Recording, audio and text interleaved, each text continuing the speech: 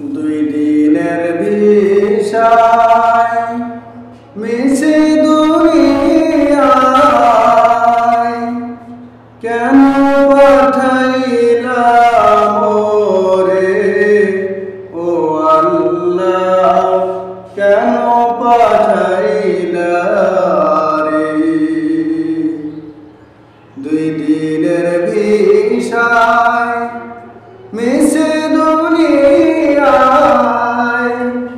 কেন পাঠাইলা মোরে ও আল্লাহ, কেন পাঠাইলা রে? প্রিয় ভাই বোন বন্ধু, আসসালামু আলাইকুম ওয়া রাহমাতুল্লাহি ওয়া বারাকাতুহু। আপনারা জানেন আমি সবসময়ের জন্য আপনাদের মাঝে ইসলামিক সম্পর্কে আলোচনা করে থাকি। আজকে দুই তিনটি কথা বলবো, বেশি কথা বলার মতো সময় নাই। কিসের বাহাদুরি করতেছেন এই রঙ্গমঞ্চের দুনিয়ায় এসে? আপনার কিসের রং লেগে গেল, যে রং লাগার কারণে আপনি এত রঙে মাতিয়ে গেলেন? আপনার রবকে ভুলে গেলেন, আপনার আল্লাহকে ভুলে গেলেন, আপনার সৃষ্টিকর্তাকে ভুলে গেলেন।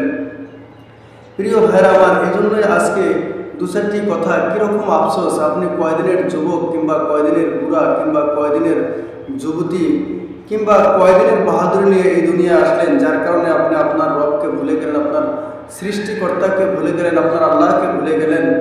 আমি সে বিষয়ে যদি কথা বলি, হঠাৎ করে ফজরের সময় ঘুম থেকে জাগনা পেলেন, একটি সুখবর, একটি সুখ সংবাদ, একটি সুখ সংবাদ, এই কথাটা শুনলেন।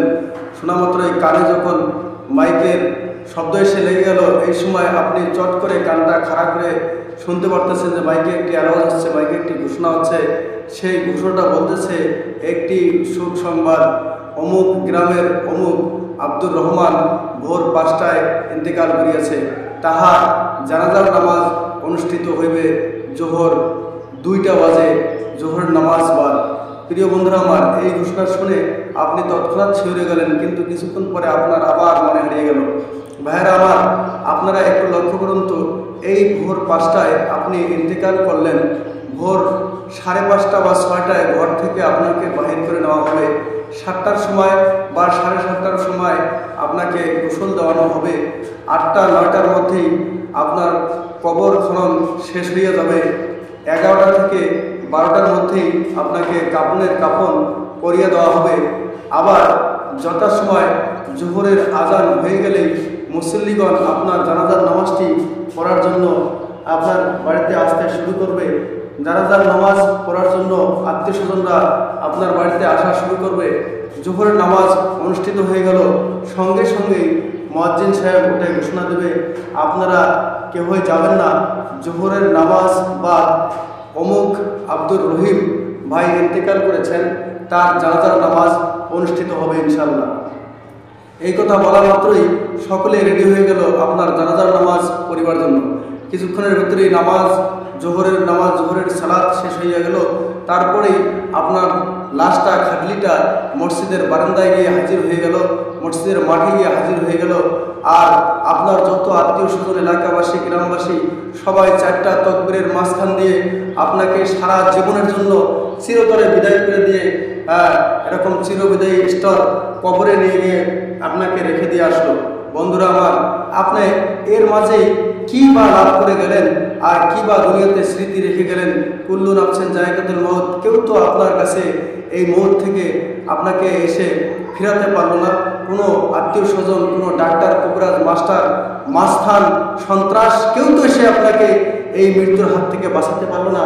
মৃত্যু আপনাকে গ্রাস করলই, মৃত্যু আপনাকে নিয়ে গেলই। যদি মরতেই হয়, মরেই তো যাবেন। এর জন্য এত বাহাদুরি, এত তাকাব্বুরি করা আপনার কি প্রয়োজন রয়েছে? যার কারণে আপনাদের কাছে আমার করজোরে আকুল আবেদন, বন্ধুরা আমার, চলুন আমরা একটা আদর্শ সমাজ গঠন করি। আমরা হিংসা, বিদ্বেষ, লোভ, লালসা, এরকম চুরি, ডাকাতি, রাজধানী, ছিনতাই, সন্ত্রাসী, বদমাশি সমস্ত কিছু ভুলে গিয়ে একটি ইসলামী আদর্শ সমাজ গঠন করি। আমরা সেই সমাজের মাঝখান দিয়ে, এই সমাজের ভিতর দিয়ে যেন আগামীর দিনে আমরা ভালো কিছু এরকমভাবে উপহার রেখে যেতে পারি। আগামীর দিনে যদি আমরা দুনিয়াতে আর না থাকি, তাহলে এলাকার লোকজন বা এলাকার আগামী ভবিষ্যৎ লোকজন যেন আমাদেরকে শ্রদ্ধা ভরে স্মরণ করে, আল্লাহর কাছে দোয়া করে। প্রিয় বন্ধুরা আমার, আপনি যখন এই কবরে সবাই নামিয়ে দিয়ে চলে আসলো, আর 2 দিন 3 দিন পরে আপনাকে 3 দিনের খাবার দেওয়ার জন্য এরকম এলাকার ফকির মিসকিন ডাকিয়ে প্রথম খাবারটা খাওয়ানো হবে। তারপর 7 দিন পর এলাকার লোকজন মেহমানদেরকে আবার নতুন করে ডাকানো হবে। সেই দিন সবাই আপনাকে আনন্দ উল্লাস করে ছিঁড়ে পুড়ে খেয়ে ফেলবে। সেদিন গরু জবাই হবে, গরুর মাংস দিয়ে রীতিমতো খাবে তারা সেই শেষ খাবার।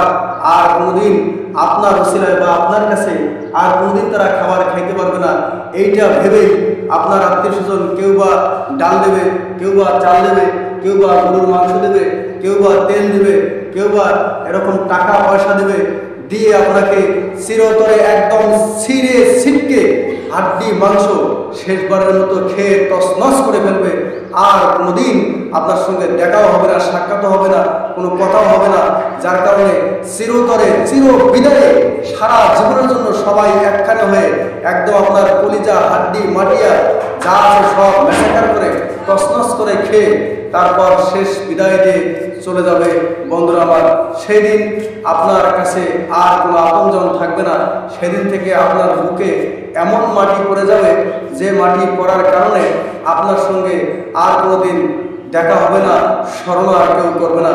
আপনারা সবাই এই দিনটি আসার আগেই আমরা সবাই ভালো হয়ে যাই, শান্ত হয়ে যাই, সুস্থ হয়ে যাই। আমরা ইসলামী আদর্শ সমাজ, 5 ওয়াক্ত নামাজ এবং সামনে রোজা আসতেছে, আমরা রোজা রাখবো, হজ করবো, জাকাত দেবো।